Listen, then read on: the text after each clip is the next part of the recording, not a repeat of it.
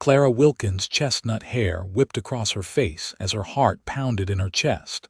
The sound of snorting and hooves scraping the dry earth behind her growing louder with each terrified breath. The wild hogs, at least 6 of them, had appeared from nowhere as she gathered wildflowers near the creek, and now they pursued her with a single-minded determination that turned her blood cold. Wyoming Territory, 1878, was unforgiving to those who underestimated its dangers. Clara had lived her 22 years knowing the risks of frontier life, but nothing had prepared her for the terror of this moment. Her lungs burned as she ran, her skirts clutched in white-knuckled hands, her boots raising dust from the parched summer ground. The distant bluffs where her family's homestead lay seemed impossibly far. "Help!" she screamed, though she knew the chance of anyone hearing was slim. The nearest neighbor was miles away, and her father and brothers had traveled to Laramie for supplies, leaving her alone with her mother, who was too ill to come to her aid. The largest hog, a bristling boar with yellowed tusks, gained ground. Clara could hear its labored breathing, feel the vibration of its charge through the soles of her boots. She'd heard stories of men being gored to death by wild hogs, their bodies torn apart by those savage tusks and powerful jaws. Panic surged through her veins as she realized she wouldn't outrun them. The first shot cracked through the air like thunder, causing Clara to stumble. The second followed almost immediately, and she heard a squeal of pain behind her. She didn't dare look back, didn't dare stop running, even as the sound of hoofbeats different from the hogs approached from her right. "Take my hand," a deep voice commanded. Clara turned her head to see a man on horseback galloping alongside her, his arm extended. His face was partially obscured by the shadow of his hat, but she could see intense blue eyes locked on hers. Without hesitation, she reached for him as he leaned precariously from his saddle. Their hands connected, and with a strength that took her breath away, he pulled her up and onto his horse in one fluid motion. Clara found herself seated sideways in front of him, his arm secure around her waist, as he wheeled the horse around and spurred it to a gallop away from the pursuing hogs. "Hold on tight," he instructed, his voice close to her ear as she clutched at his shirt. The warmth of his body against hers was a stark contrast to the cold fear that had gripped her moments before. As they thundered across the open plain, Clara caught her first proper glimpse of her rescuer. He was lean but strong, with several days' worth of stubble darkening his jaw. Dust and sweat coated his skin, and a small scar crossed his left eyebrow. His clothing marked him as a cowboy-worn denim, a faded blue shirt, leather vest, and the distinctive hat that shaded his face from the relentless sun. "Thank you," Clara managed to say, her voice shaky. "Those hogs would have, no need to think on it now," he interrupted, his eyes scanning the horizon. "They won't follow us this far. Name's Vaughn Drake." "Clara Wilkins," she replied, suddenly aware of how improper their position was, her body pressed against a stranger's, his arm holding her firmly as the horse carried them across the prairie. Yet given the circumstances, propriety seemed a trivial concern. "Where were you headed, Miss Wilkins?" Vaughn asked, slowing his horse to a more manageable trot once he was certain they'd outrun the danger. "My family's homestead," she said, pointing toward the distant bluffs. "It's about 3 miles that way." Vaughn nodded, adjusting their course. "Lucky I was passing through. Those hogs have been causing trouble for ranchers all through this territory. I've been tracking them for 2 days." "You hunt wild hogs?" Clara asked, studying him more carefully. He didn't look like a professional hunter, but there was something capable in the way he handled himself, something confident in his posture. "Not typically," Vaughn replied with a slight smile that transformed his weathered face. I work cattle for the Rocking J Ranch over in Big Horn Basin. Mr. Jenkins, that's my boss, sent me to deal with the hogs after they destroyed one of our grazing pastures and injured 2 good horses. As they rode, Clara became increasingly aware of every place their bodies connected: his chest against her shoulder, his arm around her waist, the steady rhythm of his breathing. Despite the lingering fear from the chase, a different kind of nervousness fluttered in her stomach. "What brought you out alone?" Vaughn asked, breaking the silence that had settled between them. "I was gathering wildflowers for my mother," Clara explained, sudden grief tightening her throat. "She's been ill, and the doctor in town said there's not much more he can do." "The flowers cheer her, though." Vaughn's expression softened. "I'm sorry to hear that. My own mother passed when I was 15. Consumption." "I fear that's what's taking mine," Clara whispered. They fell silent again, but it was a different quiet one of shared understanding rather than awkwardness. The prairie stretched around them, golden grasses rippling in the breeze beneath a vast blue sky. In the distance, Clara could make out the outline of her family's modest cabin and barn nestled against the bluffs. "That's home," she said, pointing. Vaughn nodded and guided his horse toward the homestead. As they approached, Clara saw her mother appear in the doorway, concern evident even at a distance. "Clara," her mother called, her voice thin but audible as Vaughn brought the horse to a stop in front of the cabin. "What happened?" "Wild hogs, Mama," Clara explained as Vaughn helped her down from the horse, his hands strong at her waist. "This is Mr. Drake. He saved me." Catherine Wilkins was a thin shadow of her former self, her skin pallid and drawn tight over her bones, but her eyes were bright as she extended a trembling hand to Vaughn. "Thank you for bringing my daughter home safely, Mr. Drake." Vaughn removed his hat, revealing thick dark hair that curled slightly at the nape of his neck. "It was my pleasure, Mrs. Wilkins. Your daughter was remarkably brave." Clara felt her cheeks warm at his praise. "Would you stay for dinner, Mr. Drake? It's the least we can offer after what you did." Vaughn hesitated, looking toward the horizon where the sun was beginning its descent. "I should get back to tracking those hogs before nightfall. Please," Catherine insisted. "My husband and sons won't return until tomorrow."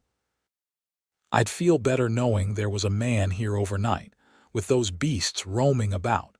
We have a spare bed in the barn." Something in her mother's tone made Clara glance at her sharply. There was a hint of matchmaking in Catherine's weak smile that both embarrassed and amused her.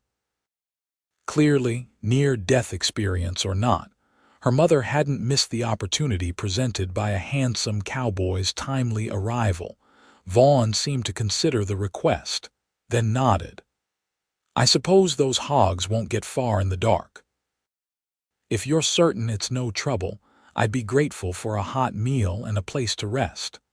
"No trouble at all," Clara assured him, trying to ignore the flutter in her chest at the prospect of his extended company.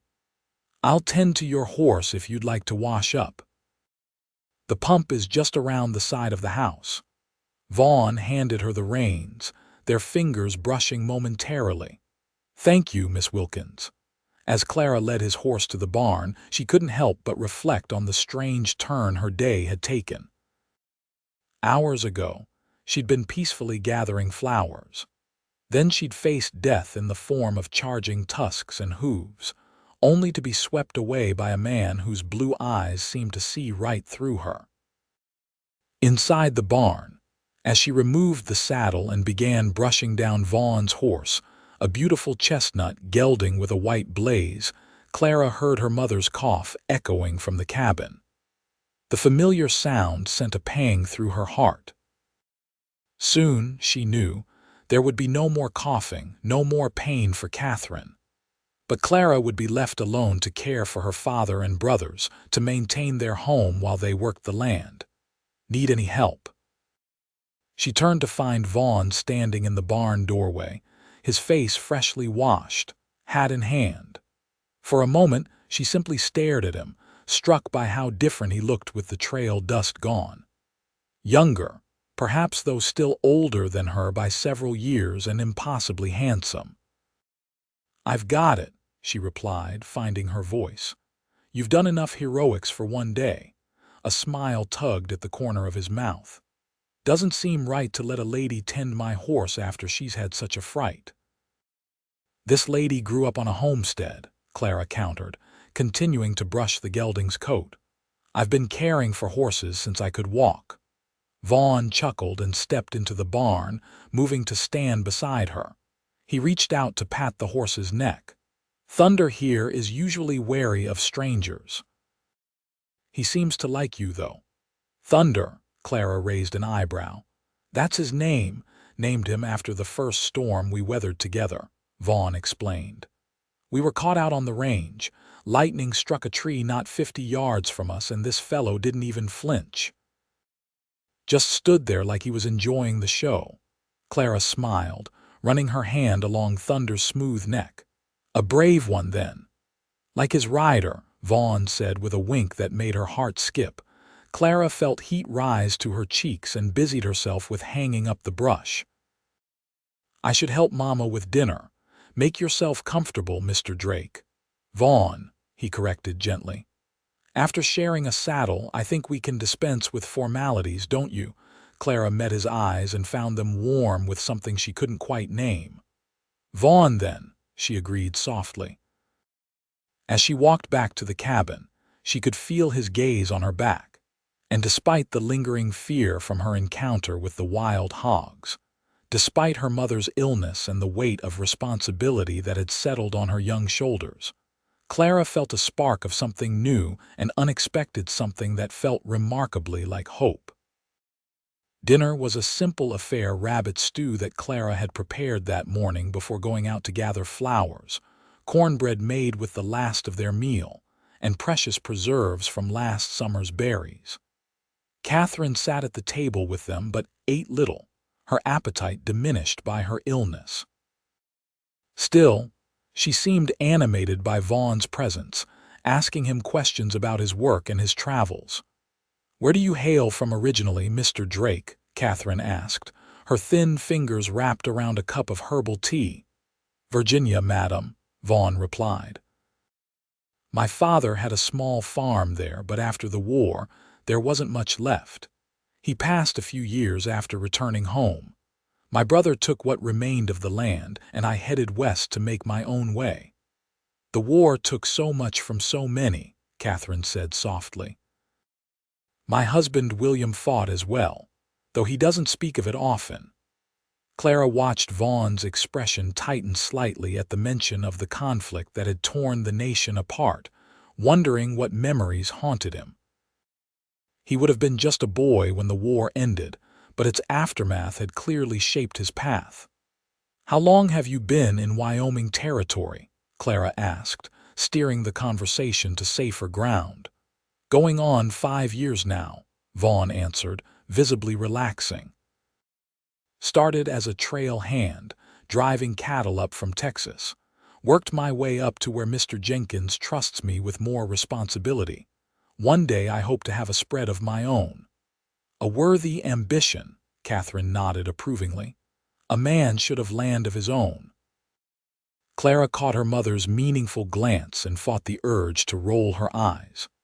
Catherine had been dropping hints about Clara finding a husband since her 20th birthday, concerned that her only daughter would be left alone once she passed. The arrival of an unmarried cowboy who had heroically saved Clara's life was like something from one of the dime novels her youngest brother secretly read. After dinner, Catherine retired early, her strength depleted by the simple act of sitting at the table. Clara busied herself with clearing away the dishes while Vaughn insisted on bringing in more firewood and water for the morning.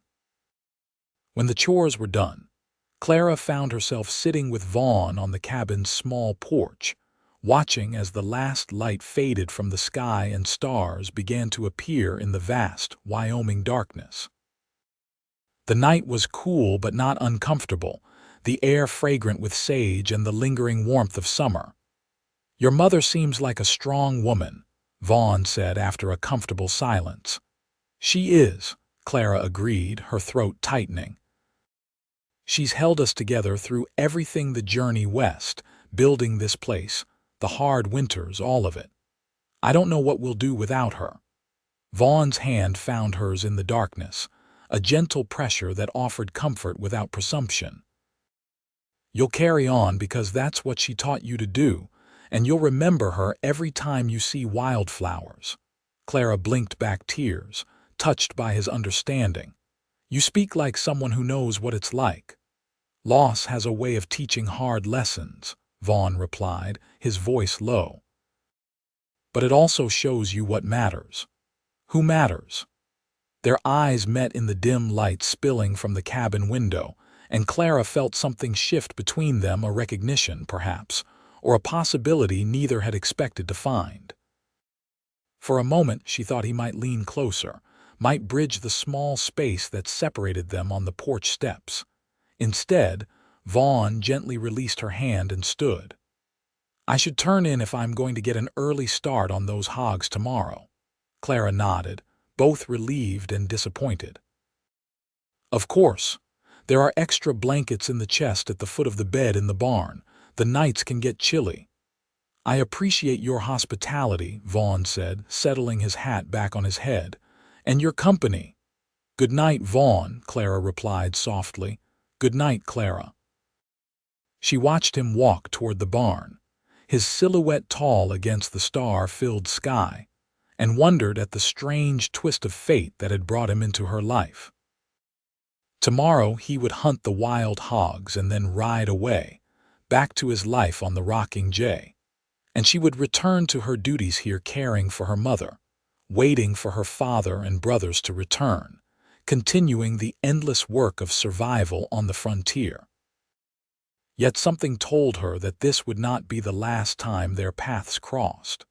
Something in the way he had looked at her, in the gentle pressure of his hand on hers, suggested that Vaughn Drake might find reason to ride this way again. With that thought warming her heart, Clara went inside to check on her mother before seeking her own bed. Morning came with the first tentative rays of sun creeping through Clara's window. She rose quickly, dressing in a simple work dress and pinning her hair into a practical bun.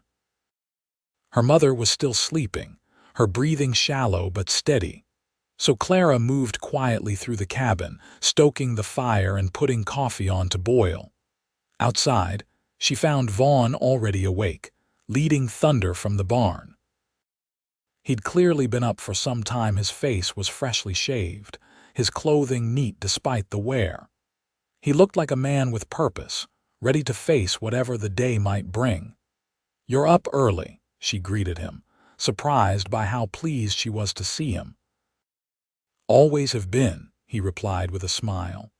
"Comes with the territory when you work cattle. I checked your fence line at first light, it's solid, but those hogs could still cause trouble if they're determined enough." Clara nodded, touched by his concern. "Would you like some coffee before you go?" "It's just about ready." "I wouldn't say no to that," Vaughn agreed, tying Thunder to the hitching post. They sat together at the small table, steam rising from their cups in the cool morning air. The simplicity of the moment, sharing coffee with this man she'd known for less than a day, felt strangely significant to Clara, as if they were establishing a ritual that might one day become familiar. "What will you do after you've dealt with the hogs?" she asked, cradling her cup between her hands. Vaughn considered the question, his blue eyes thoughtful. "Head back to the rocking J, I suppose. Mr. Jenkins has a herd that needs moving to winter pasture soon." "I see," Clara said, trying to keep disappointment from her voice. "Though," Vaughn added, meeting her gaze directly, "I find myself thinking I might have reason to ride through these parts again, if that would be welcome." Clara felt warmth spread through her that had nothing to do with the coffee. "It would," she replied simply. A cough from the bedroom reminded Clara of her mother's presence and her duties. She rose from the table, setting down her cup. "I should check on Mama. She has good days and bad days lately." Vaughn nodded in understanding. "I won't keep you then. Thank you for the coffee and for your hospitality." He stood as well, reaching for his hat. Clara walked with him to the door, suddenly reluctant to see him go, aware that once he left, the magic of their unexpected meeting might dissipate like morning mist under the harsh Wyoming sun. "Be careful with those hogs," she said. "They're more dangerous than they look." "I will," Vaughn promised. He hesitated, then reached out to take her hand, his touch gentle but sure. "Take care of yourself too, Clara Wilkins. Your mother isn't the only one who needs you strong." Before she could respond, the sound of hoofbeats approaching drew their attention. Clara stepped onto the porch to see a cloud of dust in the distance, resolving into 3 riders approaching at a brisk pace. "That's my father and brothers," she said, recognizing their silhouettes even at a distance. "They weren't supposed to be back until this afternoon." Vaughn nodded, releasing her hand and stepping back slightly, a gesture of respect that Clara appreciated, though she found herself missing his touch immediately. William Wilkins was a tall, stern man with a face weathered by sun and hardship.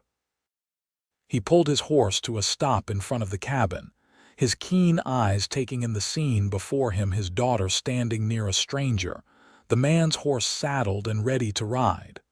"Clara," he greeted, his voice carrying a question. "Pa," she replied, stepping forward. "This is Mr. Vaughn Drake. He works for the Rocking J Ranch. Yesterday I was chased by wild hogs while gathering flowers for Mama, and Mr. Drake saved me. Mama invited him to stay the night." William dismounted, followed by Clara's brothers Thomas, 24 and serious like their father, and Joseph, 19 and full of restless energy.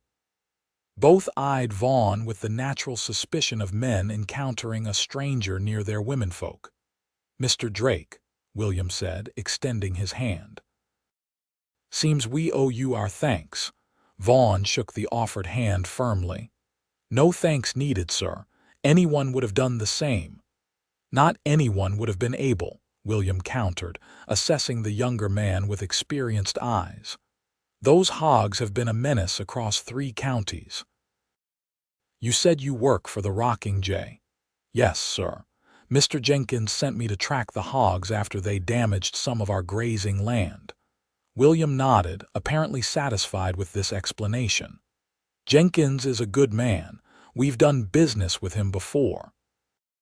Clara watched the exchange with interest, noting how Vaughn held himself respectful but not deferential, meeting her father's gaze directly. There was an ease about him, a quiet confidence that spoke of a man comfortable in his own skin. "Mr. Drake was just leaving to continue tracking the hogs," Clara explained.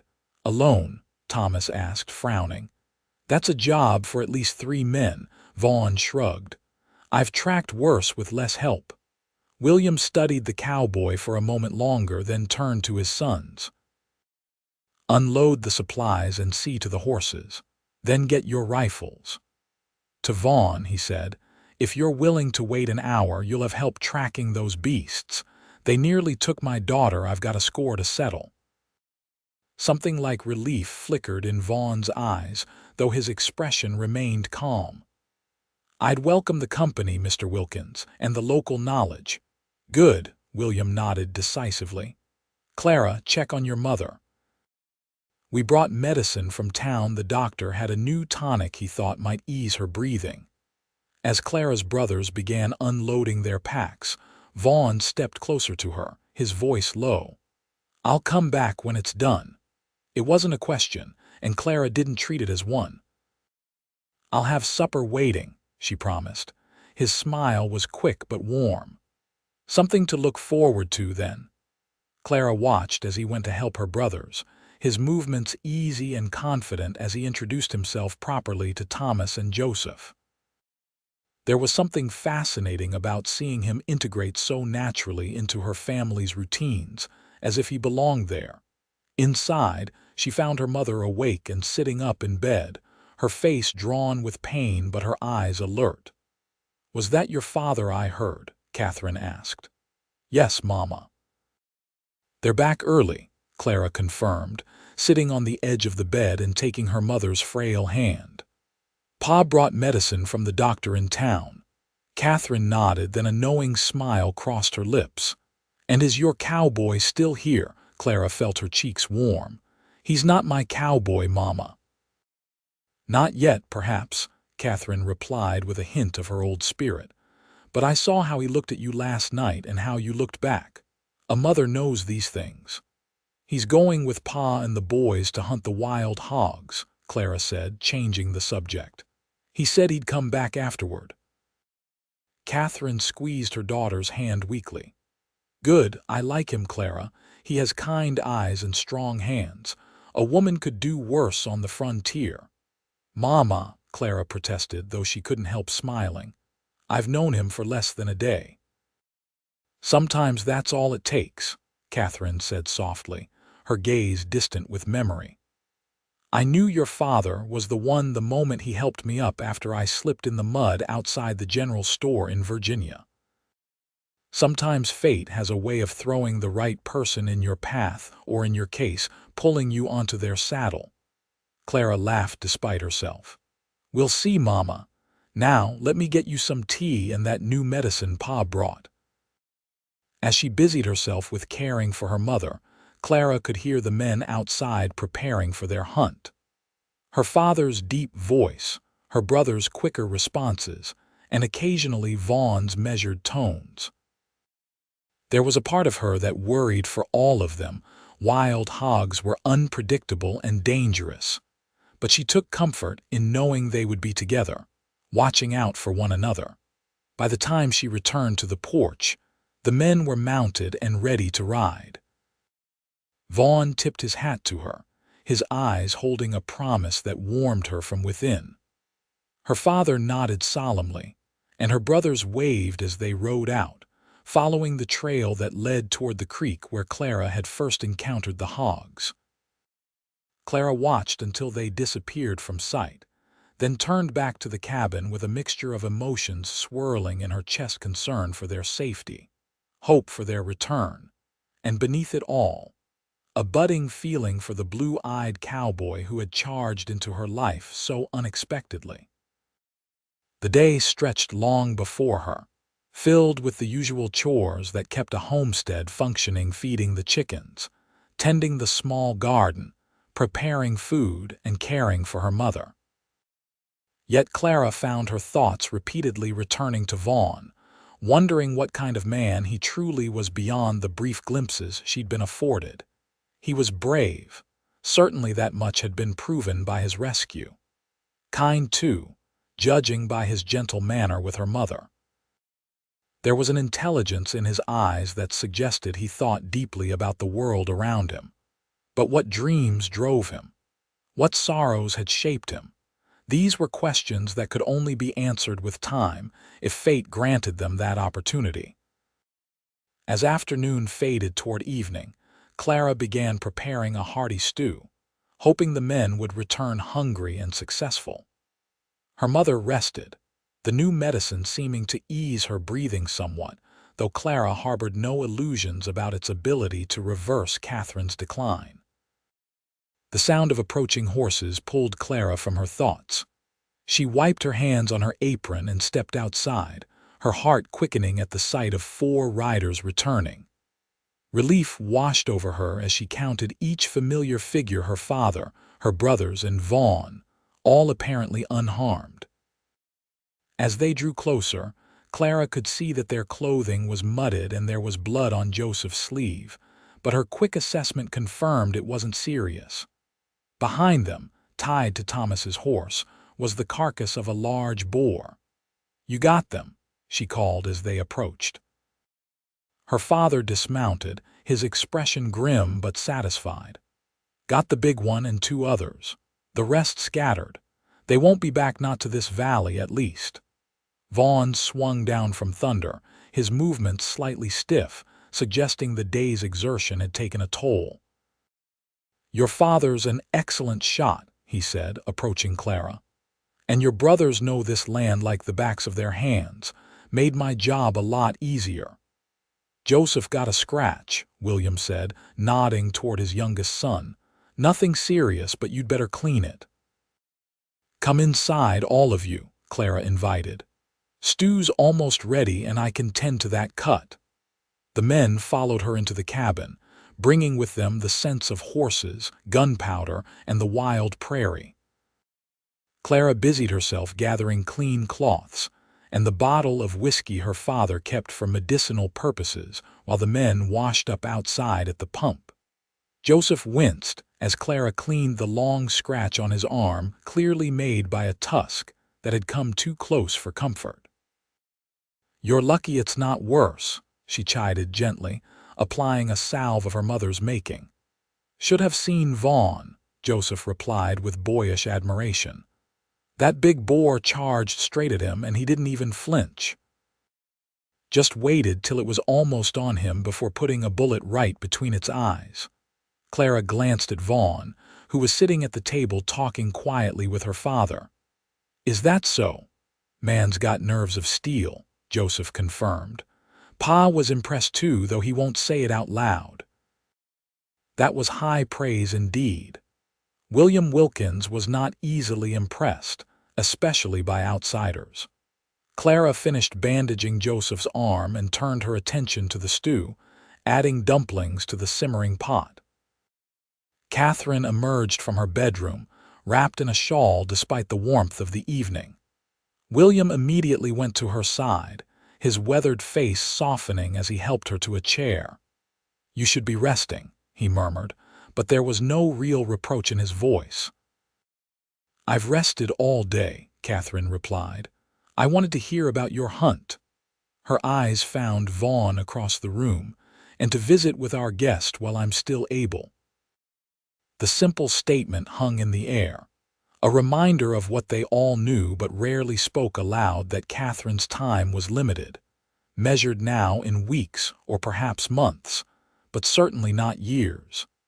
Dinner was a lively affair, despite the undercurrent of awareness about Catherine's condition. The men recounted their hunt, each adding details to create a full picture of the day's adventure.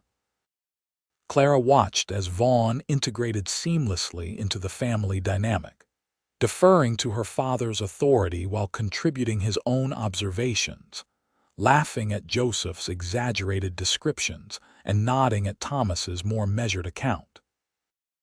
Most striking to Clara was how he included her mother in the conversation, directing comments to Catherine and listening attentively to her responses, treating her not as an invalid, but as the heart of the family she had always been.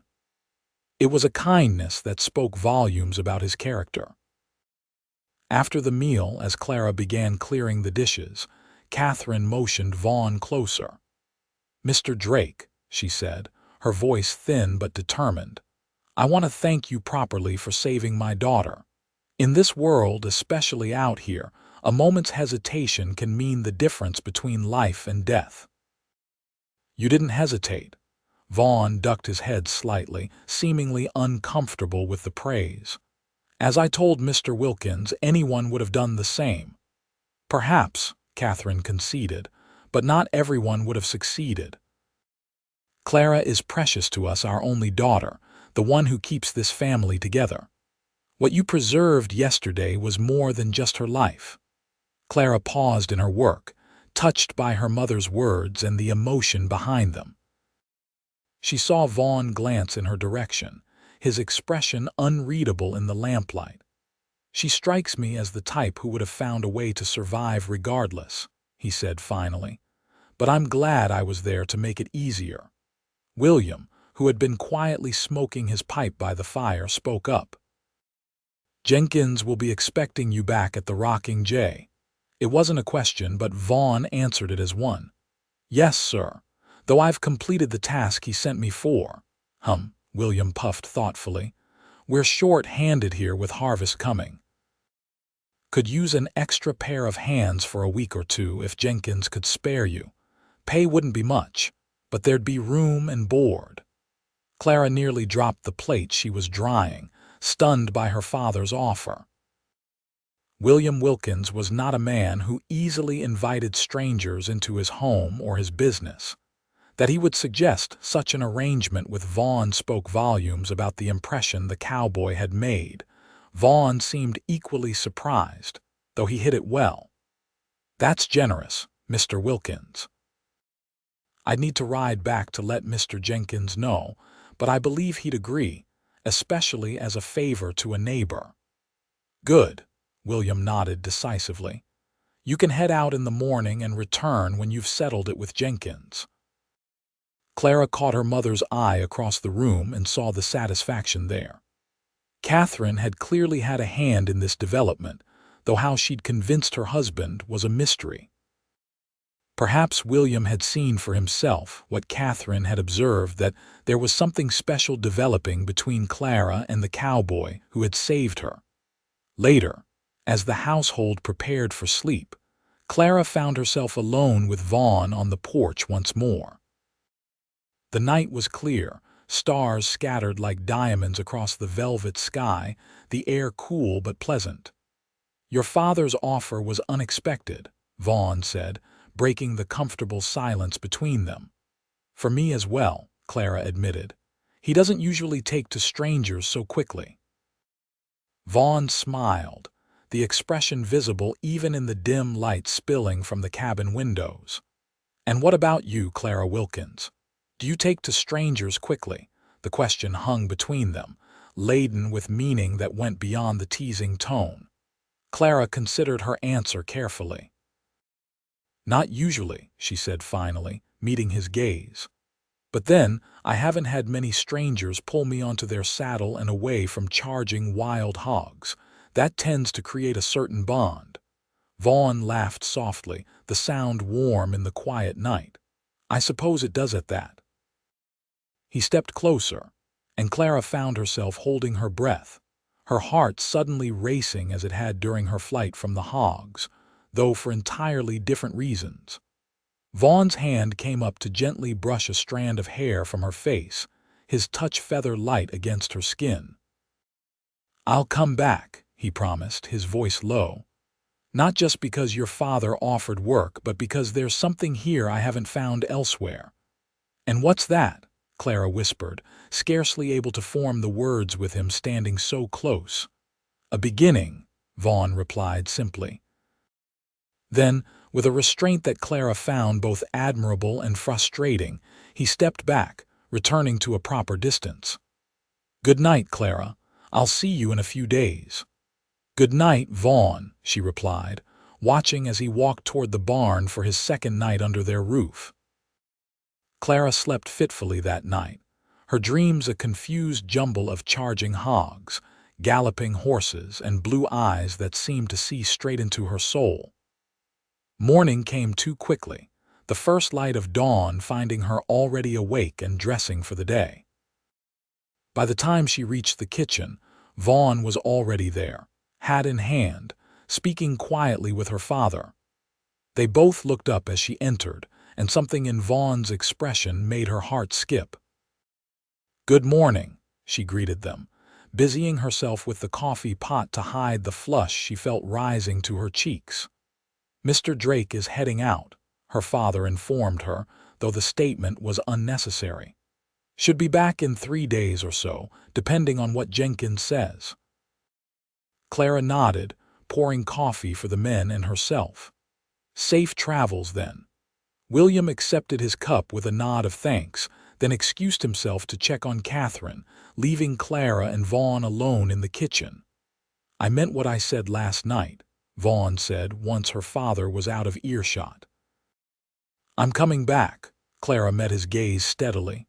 I believe you. Something passed between them in that moment, an understanding, a promise, a possibility. Then Vaughn set down his empty cup and reached for his hat. 3 days, he said. Try not to get chased by any more wild animals while I'm gone. Clara smiled, the tension broken by his teasing. I'll do my best, but no promises. This is Wyoming, after all. Vaughn's answering smile was quick and warm. Then, with a tip of his hat, he was gone, the sound of Thunder's hooves fading into the distance as Clara stood in the doorway watching him ride away. The next 3 days passed with agonizing slowness for Clara. She threw herself into her work helping her brothers with the early harvest, caring for her mother, preserving vegetables from the garden, all the endless tasks that filled a woman's day on the frontier.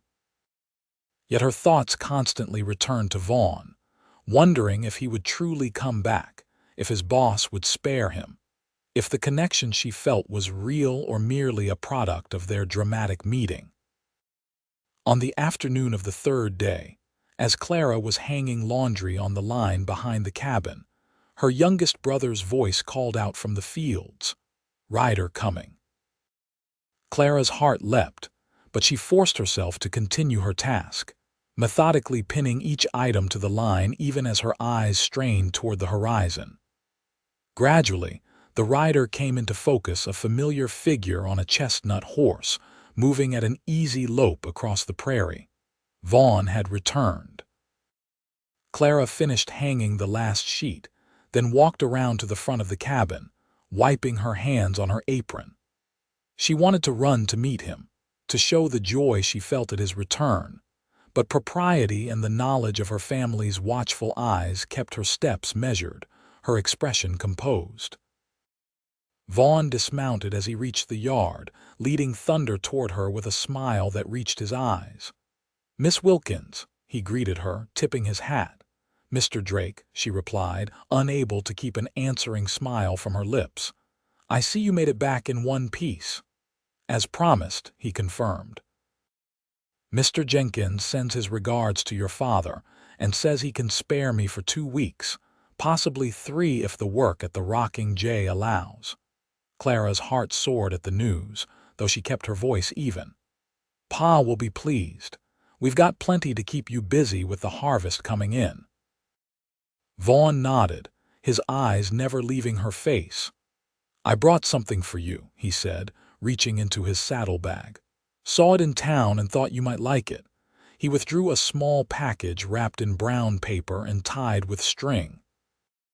Clara accepted it with surprise, her fingers brushing his in the exchange. "You didn't have to bring me anything," she said, touched by the gesture. "I wanted to," Vaughn replied simply. "Go ahead, open it."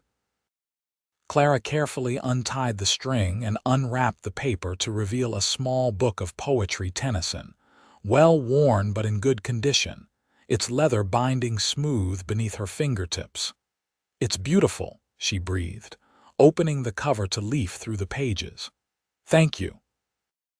"The shopkeeper said it came all the way from Boston," Vaughn explained. "Thought you might enjoy something to read during the long winter evenings." The thoughtfulness of the gift moved Clara deeply. Books were precious on the frontier, especially volumes of poetry rather than practical guides or religious texts. That Vaughn had chosen something to nourish her mind and spirit rather than a practical item spoke volumes about his perception of her. "I'll treasure it," she assured him, clutching the book to her chest. William emerged from the barn, nodding a greeting to Vaughn. "Drake, good to see you back. Jenkins agreed then?" "Yes, sir," Vaughn confirmed, shifting his attention to her father. "Said he could spare me for at least 2 weeks, possibly longer." "Good," William nodded, all business. "We're bringing in the Westfield tomorrow. You can bunk in the barn again. Thomas will show you where everything is." Clara watched as her father led Vaughn toward the fields, already discussing the work ahead. The cowboy glanced back over his shoulder, catching her eye with a smile that seemed meant just for her, before turning his attention to William's instructions. That evening, Vaughn joined the family for dinner, taking the same seat he had occupied days before. The conversation flowed easily, focusing mainly on the harvest and the work to be done. Clara noticed how her brothers had already accepted Vaughn's presence, including him in their plans and discussions, as if he'd always been part of their team. Catherine watched it all with knowing eyes, her gaze occasionally meeting Clara's with a hint of pleased conspiracy.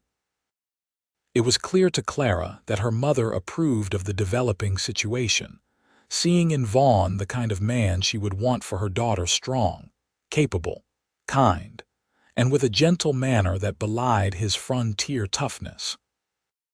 After dinner, as had become their custom, Clara and Vaughn found themselves on the porch while the rest of the family settled inside. The evening was mild, the last warmth of summer lingering in the air as crickets chirped in the tall grass beyond the yard. "How is your mother?"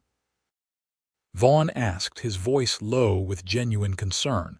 Clara sighed, leaning against the porch railing. "No better, no worse. The new medicine helps with the pain, but we all know it's just a matter of time." She paused, then added softly, "She likes you, you know." Vaughn smiled at that. "I'm glad." "I like her too. She reminds me of my own mother. Strong, even in weakness." "What was she like, your mother?" Clara asked, realizing how little she knew about his past despite the strong connection she felt to him. Vaughn was quiet for a moment, gathering his thoughts. "She was beautiful," he said finally. "Not in the way ladies in fancy dresses in Richmond were beautiful, but in her own way. She had dark hair like mine and green eyes that could see right through a lie. Worked from dawn to dusk every day of her life, but still found time to read to us at night, me and my brother." "She sounds wonderful," Clara said softly. "She was," Vaughn agreed. "She held our family together during the war when my father was away fighting. Kept us fed somehow, though God knows it couldn't have been easy." He paused, his expression distant with memory. "When the consumption took her, it was like the light went out of our home. My father was never the same. The war had already changed him, but losing her broke something in him that couldn't be fixed." Clara reached out impulsively, covering his hand with hers where it rested on the porch railing. "I'm sorry." Vaughn turned his hand to clasp hers, his touch warm and reassuring despite the sadness of his reminiscence. "It was a long time ago, but it taught me something important, that life is precious and short, and that finding joy where you can is not just a luxury but a necessity." His eyes met hers in the gathering darkness, and Clara felt the truth of his words resonate within her. Her mother was dying. This life on the frontier was hard and often cruel. Yet in this moment, with Vaughn's hand holding hers and his eyes reflecting the first stars appearing in the evening sky, Clara felt a happiness that transcended the difficulties surrounding them. "I've been thinking," Vaughn said after a moment, his voice taking on a more serious tone. "After the harvest, I'll have to go back to the rocking J. I gave my word to Jenkins and he's been good to me. But I'd like to come back here if you'd welcome it. Not just to visit, but with purpose." Clara's heart quickened at his words. "What purpose would that be?" Vaughn's fingers tightened slightly around hers.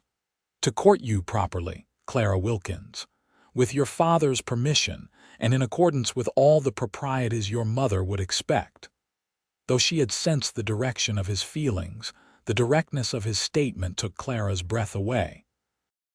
They had known each other less than a week, yet it felt right in a way she couldn't explain, as if the connection between them had been forged in the intensity of their first meeting and tempered by the honesty of their subsequent interactions. "I would welcome that," she replied, her voice steady despite the fluttering of her heart. "Very much." Vaughn's smile in response was like sunrise breaking over the prairie, warm, bright, and full of promise. Slowly, giving her every opportunity to pull away, he leaned closer. Clara held her breath as his free hand came up to gently cup her cheek, his touch reverent against her skin. The kiss, when it came, was gentle, a question rather than a demand, a promise rather than a claim. Clara had been kissed before, awkward pecks from boys at church socials that had left her wondering what the fuss was about. This was entirely different, a connection that seemed to reach beyond the physical touch to something deeper, something that resonated in her very soul. When they parted, Vaughn rested his forehead against hers for a moment, his breath warm against her lips. "I've wanted to do that since the moment I pulled you onto Thunder's back," he admitted softly. Clara laughed, the sound bright with happiness. "Even with wild hogs charging and me covered in dust and fear. Even then," Vaughn confirmed, his smile evident in his voice. "Maybe especially then. You were so brave, so alive. I knew right then that you were someone special." The sound of the cabin door opening caused them to step apart quickly, though Clara suspected their flushed faces told their own story. It was Joseph, mercifully oblivious as only a 19-year-old boy could be. "Pa wants to know if you've checked the irrigation channel by the west field," he said to Vaughn. "Says if not, we should do it now before it gets too dark." Vaughn nodded, composing himself. "I'll come help. Best to be prepared for tomorrow." As he followed Joseph toward the fields, Vaughn glanced back at Clara, his eyes holding a promise that made her feel warm despite the cooling evening air. She touched her lips gently, still feeling the impression of his kiss, and knew that whatever happened in the days and weeks ahead, her life had changed irrevocably from the moment that wild hogs had chased her across the Wyoming prairie. The harvest days that followed fell into a rhythm of hard work and shared purpose. Vaughn integrated seamlessly into the Wilkins family's routines, rising before dawn with the men to bring in the crops, working alongside them through the heat of the day, and joining the family circle in the evenings. Clara watched him with her father and brothers, how he listened to William's instructions without defensiveness, how he shared his own knowledge of land and animals when it was relevant, how he teased Joseph good-naturedly and discussed serious matters with Thomas as equals. More precious to Clara were the moments they managed to steal together, walking to check the chicken coop, sitting on the porch after dinner, riding side by side to deliver part of the harvest to a neighboring farm. In these intervals, they talked of everything and nothing: their pasts, their hopes, the books they'd read, the places they'd seen or dreamed of seeing. With each conversation, each shared laugh or moment of comfortable silence, the connection between them deepened. Catherine observed their blossoming relationship with evident satisfaction, often arranging for them to have time alone together, sending Clara to the creek to wash linens when she knew Vaughn would be watering the horses, asking them both to gather eggs or pick late vegetables from the garden. These tasks were transparent excuses, but Clara was grateful for her mother's tacit approval and facilitation. A week into Vaughn's stay, as Clara was kneading bread dough in the kitchen, Catherine approached her, moving slowly with the aid of a walking stick. "He's a good man," she said without preamble, easing herself into a chair at the table. Clara couldn't pretend not to understand. "Yes, he is," she agreed, continuing to work the dough with flour-covered hands. "Your father thinks so too, though he'd never say it outright," Catherine continued. "He's impressed by how Vaughn works, how he respects the land and the animals." Clara glanced at her mother, curious about the direction of the conversation. "I'm glad Pa approves." Catherine smiled, a hint of her old mischief lighting her tired eyes. "Approves enough that when Vaughn asked for permission to court you properly, your father didn't run him off with a shotgun." Clara's hands stilled in the dough. "Vaughn spoke to Pa already." "Yesterday," Catherine confirmed. "Did it properly too, asked for a private word, stated his intentions clearly, assured your father he could provide for you." Warmth spread through Clara's chest at the knowledge that Vaughn had followed through on his promise so quickly and formally. And Pa said yes. He said Vaughn could court you with the understanding that any formal engagement would wait until you'd known each other at least 6 months, Catherine replied, which I thought was quite reasonable of him, considering how he usually glowers at any man who looks your way twice. Clara laughed, resuming her kneading with renewed vigor. I suppose I should be grateful he didn't insist on a year. He sees how you look at each other, Catherine said softly, and I think he understands that life is too precious to waste on unnecessary waiting. She paused, her expression growing more serious. I won't be here to see you married, Clara. We both know that, but it eases my heart to know you won't be alone after I'm gone. Clara abandoned the bread dough and went to her mother, kneeling beside her chair and taking her thin hands. Mama, don't talk that way. You don't know I do know, Catherine interrupted gently. And so do you. It's all right, Clara. I've made my peace with it. What matters now is that you're taken care of, that you have a chance at happiness. Vaughn Drake can give you that, I believe. Clara blinked back tears, squeezing her mother's hands carefully. I think so too, she whispered. Catherine smiled, reaching out to stroke her daughter's hair. Then that's settled. Now help me up. I want to sit on the porch while the sun's still warm. And don't forget your bread, or we'll all go hungry tonight. That evening, as the family gathered for dinner, there was a subtle shift in the atmosphere. William was more talkative than usual, asking Vaughn questions about his experiences with cattle and his plans for the future. Thomas and Joseph seemed to watch the interactions with newfound interest, occasionally exchanging glances that suggested they had been informed of Vaughn's formal request. After the meal, when Clara and Vaughn took their customary places on the porch, she turned to him with a raised eyebrow. Were you planning to tell me that you asked my father for permission to court me? Vaughn had the grace to look slightly abashed. I was going to tell you tonight. I wanted to do things properly, respect for your father and all that. Clara couldn't maintain her stern expression in the face of his earnestness. Mama told me this afternoon. She seems quite pleased with the arrangement. And you? Vaughn asked, suddenly serious. Are you pleased, Clara? In answer, she moved closer on the porch step they shared, slipping her hand into his. Very pleased, she assured him. Though I understand we're to wait 6 months before any formal engagement. Vaughn nodded, his thumb tracing patterns on the back of her hand. Your father was very clear about that, and I respect his wishes. 6 months will give us time to be certain, to know each other in all seasons. You'll be back at the Rocking J for most of that time, Clara pointed out, a hint of worry creeping into her voice. I'll ride over every chance I get, Vaughn promised. And I've been thinking the Rocking J isn't so far that I couldn't make the trip in a day if needed. Your father mentioned that old Simmons at the next homestead over is looking to sell come spring.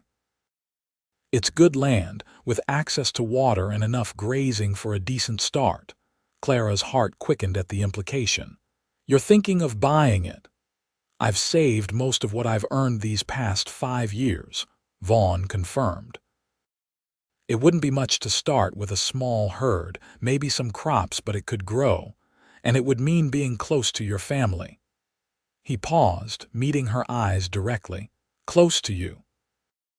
The enormity of what he was suggesting, not just courting her, but planning a future that would keep them together, that would allow them to build something of their own while remaining connected to her family, overwhelmed Clara. It was more than she had dared to hope for when he'd first spoken of courtship. I think that sounds wonderful, she said finally, her voice soft with emotion. Vaughn's answering smile was bright even in the gathering darkness. Then that's what I'll work toward. A place of our own, close enough to help your father when needed, but ours all the same. He leaned in to kiss her, and Clara met him halfway, her heart full of a happiness she had scarcely allowed herself to imagine before Vaughn Drake had galloped into her life and changed everything. The remaining days of the harvest passed in a golden haze for Clara, golden like the wheat they brought in, golden like the autumn sunlight that bathed the prairie, golden like the hope that filled her heart despite her mother's worsening condition. Vaughn worked alongside her family from dawn until dusk, proving his worth not just to Clara but to William and her brothers as well. In the evenings, after chores were done and dinner cleared away, Vaughn would often read aloud from the book of poetry he had given Clara. These readings became a cherished ritual, with even William setting aside his usual taciturn manner to listen, as Vaughn's deep voice brought Tennyson's words to life in their simple cabin. Catherine particularly enjoyed these readings, her face animated despite her increasing weakness as she listened from her chair by the fire. It was during one such evening, as Vaughn finished reading Ulysses with its stirring final lines about striving, seeking, finding, and not yielding, that Catherine reached for Clara's hand. "That's how you must live," she whispered, her voice barely audible over the crackling of the fire. "Never yield to despair or complacency. Always seek, always strive." Clara squeezed her mother's hand gently, throat tight with emotion. "I will, Mama, I promise." That night, Clara woke to her father's urgent voice calling her name. She knew, even before she reached her parents' bedroom, what had happened. Catherine Wilkins had slipped away peacefully in her sleep. The struggle for breath finally ended, her face serene in the soft light of the lamp William had lit. The days that followed passed in a blur of grief and necessary preparations. Neighbors from miles around came to pay their respects, bringing food and offerings of help for the harvest's final days. The funeral was held in the small church in the nearest town, the simple wooden coffin lowered into Wyoming soil that Catherine had come to love despite, or perhaps because of its harshness. Through it all, Vaughn remained a steady presence at Clara's side, respectful of her family's grief, helpful without being intrusive, offering strength when she needed it and space when she required solitude.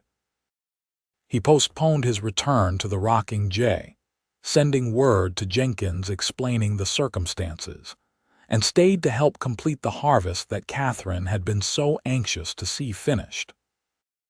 A week after the funeral, as Clara stood at her mother's grave with fresh wildflowers, the last of the season, she felt Vaughn's approach before she saw him. He stopped a respectful distance away, hat in hand, waiting for a sign that his presence was welcome. Clara turned to him, managing a small smile through her tears. "She would have loved that you read poetry to her in her final days," she said. "It meant everything to her, to all of us." Vaughn stepped closer, his eyes gentle with understanding. "She was a remarkable woman. I wish I could have known her longer." "She knew you would take care of me," Clara said softly. It gave her peace at the end. Vaughn reached for her hand, enfolding it in his own. "I will, Clara, for as long as you'll let me." They stood together at the grave for a long moment, the Wyoming wind rustling the prairie grasses around them, the vast sky overhead a brilliant blue that Catherine had always said reminded her of heaven's promise. "I have to return to the Rocking J tomorrow," Vaughn said finally. "Jenkins has been more than understanding, but I gave my word I'd be back for the cattle drive to winter pasture." Clara nodded, having expected this. "When will I see you again?" "3 weeks," Vaughn promised. "Once the herd is settled, Jenkins has agreed to give me a few days. I'll ride straight here." He paused, then added, "And I've spoken to Simmons about his land. He's willing to hold it for me until spring if I can give him a deposit next month." The news brought a genuine smile to Clara's face, the first since her mother's passing. "You're really going to do it?" "By the neighboring homestead." "If you want me to," Vaughn replied, his expression serious. This is about our future together, Clara. I won't pressure you into anything, especially now when you're grieving. Clara touched his face gently, her heart full despite her sorrow. My mother's last wish was for me to be happy, she said. And nothing would make me happier than building a life with you, Vaughn Drake. The kiss they shared beside Catherine's grave was a promise of love that would endure beyond grief, of a future they would create together in this harsh but beautiful land, of memories they would make to honor those who had gone before them. The following morning, Clara stood on the porch as Vaughn prepared to depart. William and her brothers had already said their goodbyes, offering handshakes and words of appreciation for his help during the difficult time. Now it was just the two of them, the early morning light casting long shadows across the yard. 3 weeks, Clara repeated, memorizing his face as if he would be gone for years rather than less than a month. 3 weeks, Vaughn confirmed, adjusting Thunder's saddle one final time. I'll write if I can find someone heading this way, and I'll be thinking of you every day. Clara stepped closer, straightening his collar in a gesture that felt strangely domestic despite the newness of their relationship. Be careful on the drive. Cattle can be unpredictable. So can wild hogs, Vaughn replied with a smile that reached his eyes. But look how well that turned out. Clara laughed, the sound surprising her after days of grief. I suppose I should be grateful to those terrible beasts for chasing me into your path. I know I am, Vaughn said softly. He leaned down to kiss her one last time, then swung up into the saddle with the easy grace that had first caught her attention. Take care of yourself, Clara Wilkins. I'll be back before you know it. Clara watched him ride away, Thunder's steady gait carrying them across the prairie toward the distant mountains. She stood on the porch long after Vaughn had disappeared from sight, her heart full of a complex mixture of emotions: grief for her mother, longing for Vaughn, and beneath it all, a steadfast hope for the future they would build together. The 3 weeks of Vaughn's absence passed slowly for Clara. She threw herself into the work of preparing for winter, preserving the last of the garden's produce, mending clothes, helping her father and brothers repair the cabin and outbuildings before the first snow. In the evenings, she often read from the book of poetry Vaughn had given her, finding comfort in the words they had shared during those golden harvest days. William was quieter than ever following Catherine's death, but Clara occasionally caught him watching her with a softness in his gaze that spoke of his concern for her happiness. One evening, as they sat by the fire, he surprised her by mentioning Vaughn directly. "Drake's a good man," he said, the words coming out gruffly as if he were unused to offering such assessments. "Works hard, thinks before he speaks, knows his way around animals and land." "Yes, he does," Clara agreed, setting aside her mending to look at her father. William nodded, seemingly satisfied with her response. "Your mother liked him, said he had kind eyes." He paused, then added, "She was right about that, as she was about most things." Clara felt tears prick her eyes at this rare acknowledgement of her mother's wisdom. She was. "Simmons came by today," William continued, changing the subject slightly. "Says Drake sent word about buying his place in the spring. Wanted to know if I had any objections to having him as a neighbor." Clara's heart quickened. "What did you tell him?" William puffed on his pipe for a moment before answering. "Told him I'd rather have Drake working that land than some greenhorn from back east who doesn't know one end of a cow from the other." He glanced at Clara, the ghost of a smile crossing his weathered face. "Also told him I'd appreciate having my daughter close by once she's married." Clara crossed the room to kneel beside her father's chair, taking his rough hand in hers. "Thank you, Pa," she whispered. William squeezed her hand awkwardly, unused to such demonstrations of affection. "Your mother would want you to be happy," he said simply. So do I. 3 weeks to the day after Vaughn's departure, Clara was in the yard gathering eggs when she heard the now familiar sound of Thunder's gate. She looked up to see Vaughn approaching, his figure silhouetted against the afternoon sun. Without thinking, she set down her basket of eggs and ran to meet him, propriety forgotten in her joy at his return. Vaughn dismounted quickly, catching her in his arms as she reached him.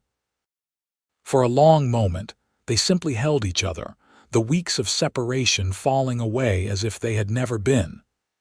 "You're here," Clara said finally, drawing back to look at him.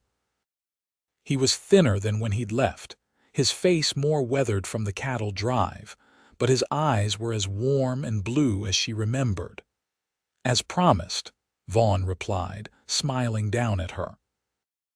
The drive was successful, got the herd to winter pasture with minimal losses despite an early snowstorm in the high country. Clara frowned, reaching up to touch a fresh cut along his jawline. "And this?" Vaughn caught her hand, pressing a kiss to her palm. "Just a disagreement with a tree branch during the storm. Nothing serious." Clara wasn't entirely convinced, suspecting there was more to the story, but she let it pass, too happy at his return to dwell on what might have happened during his absence. "Come inside," she urged, picking up her abandoned egg basket. "Pa and the boys will want to hear about the drive, and I've made apple pie." As they walked toward the cabin, Vaughn's hand found hers naturally, their fingers intertwining as if they'd been doing it for years rather than weeks. "I spoke with Simmons again," he told her. "Everything's arranged for the spring. I've given him a deposit, and Jenkins has agreed to let me go with his blessing and a few head of cattle as a starting herd." Clara squeezed his hand, joy bubbling up inside her. "It's really happening, then?" "You'll have your own land." "We will," Vaughn corrected gently. "If you still want that." Clara stopped, turning to face him fully. "I do," she said simply, "more than anything." The months that followed established a pattern that would carry them through the winter. Vaughn divided his time between the Rocking J Ranch and the Wilkins homestead, spending 2 weeks at his job, and then riding to spend 3 or 4 days with Clara and her family. During these visits, he would help with whatever work needed doing, chopping wood, repairing fences damaged by winter storms, hunting to supplement their stored provisions. In the evenings, they would sit together by the fire, sometimes reading, sometimes talking of their plans for the future, sometimes simply enjoying each other's presence after the days apart. Occasionally, when William and the boys were occupied elsewhere, they would share moments of greater intimacy, kisses that grew deeper and more passionate as their relationship developed, embraces that left them both breathless and longing for the day when they could be truly together. Christmas came, the first without Catherine. Clara decorated the cabin with pine boughs and handmade ornaments as her mother had always done, determined to honor traditions while creating new ones. Vaughn arrived on Christmas Eve with gifts for everyone: a new pipe for William, hunting knives for Thomas and Joseph, and for Clara, a simple silver ring. "It's not an engagement ring," he explained as he slipped it onto her right hand, mindful of William's 6-month waiting period. "Not yet. But it's a promise that when the time comes, I'll have one for your left hand." Clara treasured the ring and the promise it represented, wearing it proudly as the winter progressed and spring began to make its tentative appearance on the Wyoming landscape. The 6 months William had stipulated passed, marked by Vaughn's steady courtship and his increasing integration into the Wilkins family. On a mild day in early April, with the first wildflowers beginning to appear on the prairie, Vaughn arrived at the homestead with more than his usual saddlebags. A wagon followed behind him, driven by Mr. Jenkins himself, loaded with furniture, tools, and supplies. "Thought you could use some help getting settled," Jenkins explained to Vaughn as they unloaded the wagon at the Simmons place, now officially Vaughn's property. "Consider it a wedding present if that's where this is heading." Vaughn shook his former employer's hand gratefully. "It is indeed, if the lady will have me." Jenkins glanced at Clara, who had come to help with the unloading. "I'd say that's a foregone conclusion, judging by the way she's looking at you." Clara blushed, but didn't deny the observation.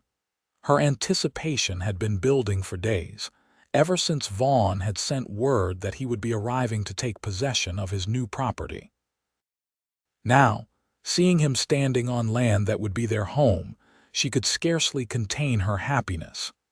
The cabin on Vaughn's property was smaller than the Wilkins homestead, but solidly built. Simmons had maintained it well, and with Jenkins's unexpected gifts of furniture, a bed, a table with 4 chairs, a rocking chair, and various kitchen implements, it quickly began to feel like a real home. That evening, after Jenkins had departed with promises to visit once they were settled, Vaughn took Clara for a walk around the property. The setting sun painted the landscape in shades of gold and pink, reminiscent of the autumn days when they had first fallen in love. "It needs work," Vaughn acknowledged as they surveyed the fields that would need planting, the fences that required mending, the barn that could use a fresh coat of paint. "But it's ours, or it will be." Clara squeezed his hand. "I love it already." They stopped at the edge of the property, where a small creek marked the boundary between Vaughn's land and her father's. From this vantage point, they could see both homesteads, the established Wilkins place and their new beginning. Vaughn turned to face her, taking both her hands in his. "6 months have passed," he said simply. Clara nodded, her heart racing. "They have." "I spoke with your father this morning," Vaughn continued. "Asked him formally for your hand in marriage." "And what did he say?" Clara asked, though she could guess the answer from Vaughn's expression. "He said it was about time I made an honest woman of you, considering I've been riding over here every chance I get for half a year," Vaughn replied with a smile. Then his expression grew serious as he reached into his pocket and withdrew a small box. "Clara Wilkins, from the moment I pulled you onto my saddle with those wild hogs at our heels, I knew you were someone special. These past months have only confirmed what my heart recognized instantly, that you are the woman I want to spend my life with, to build a home with, to face whatever challenges the frontier throws at us together." He opened the box to reveal a simple gold band set with a small diamond that caught the light of the setting sun. "Will you marry me?" Clara didn't hesitate, not even for a moment. "Yes," she said, her voice clear and certain. "Yes, Vaughn Drake, I will marry you." Vaughn slipped the ring onto her left hand, where it nestled perfectly beside the silver promise ring she still wore on her right. Then he pulled her into his arms, his kiss conveying all the love, passion, and promise that words alone couldn't express. As they walked back toward the cabin hand in hand, the first stars appearing in the darkening sky, Clara thought of her mother. Catherine would have loved this moment, would have been planning the wedding already, fussing over details and giving advice. The pang of her absence was sharp but no longer debilitating. "Mama would be so happy," she said softly. Vaughn's arm tightened around her shoulders. "I like to think she knows somehow, that she's watching over us." Clara leaned into his embrace, comforted by the thought. "I think so too." The wedding took place in June, when the prairie was in full bloom, wildflowers dotting the landscape in a riot of colors that would have delighted Catherine. Clara wore her mother's wedding dress, carefully altered to fit her smaller frame, with a crown of fresh flowers in her hair. Vaughn stood tall and handsome in a new suit, his usual cowboy hat replaced for the occasion with a more formal one that Thomas teased him about mercilessly. The ceremony was held outdoors, between the two homesteads, with neighbors from miles around gathering to witness the union. William gave his daughter away with a dignity that barely masked his emotion, and Jenkins stood as Vaughn's best man. The celebration afterward lasted well into the evening, with music, dancing, and enough food to feed the entire county.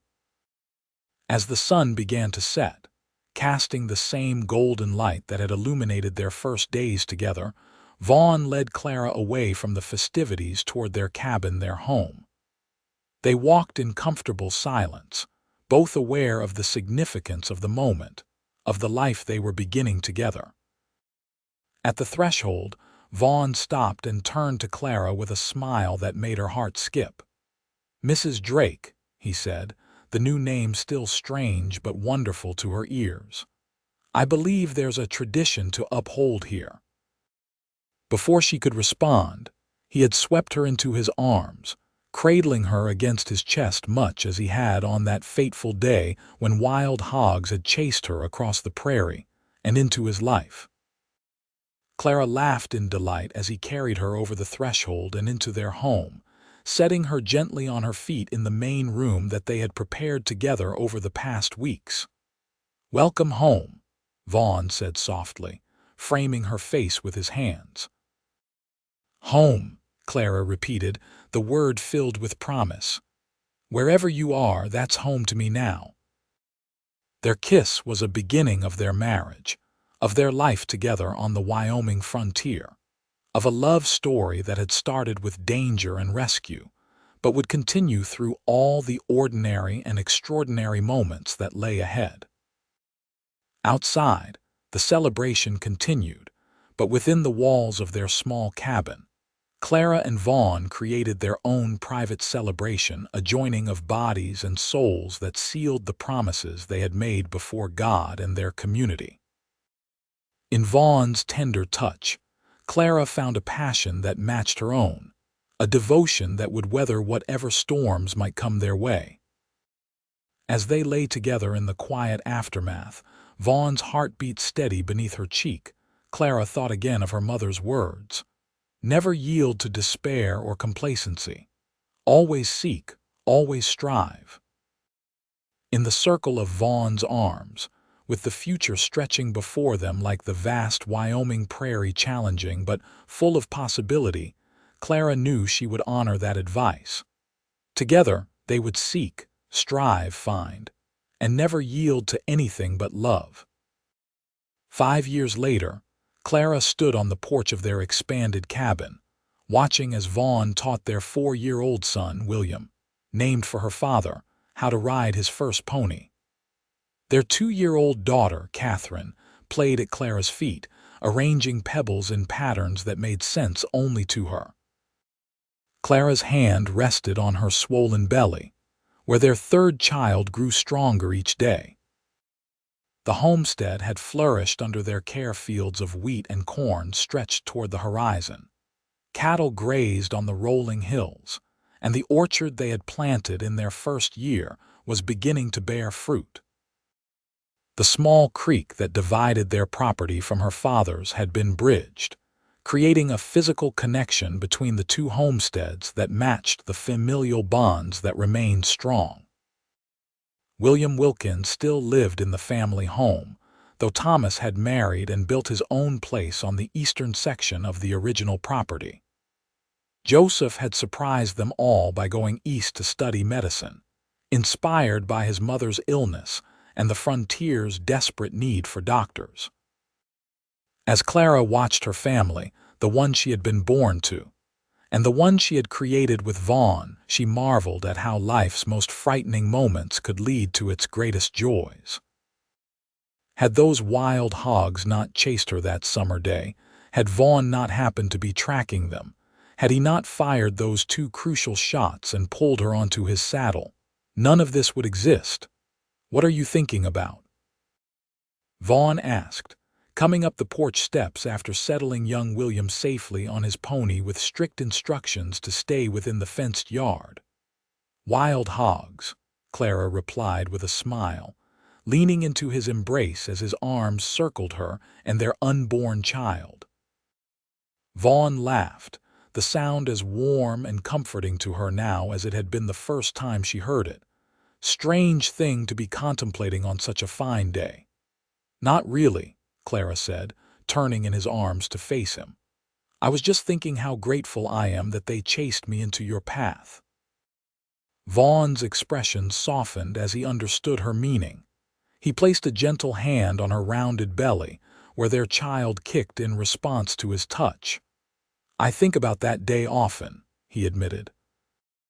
How different everything would be if I'd been hunting in another direction, or if you'd run toward home instead of across the open prairie. But you weren't, and I didn't, Clara said simply. And now we have all this. Vaughn's kiss was as tender as his first had been, yet filled with the deeper understanding that comes from years of shared life, shared struggles, shared joys. When they parted, his blue eyes still as vibrant as the Wyoming sky held hers with a love that had only grown stronger with time. And we always will, he promised.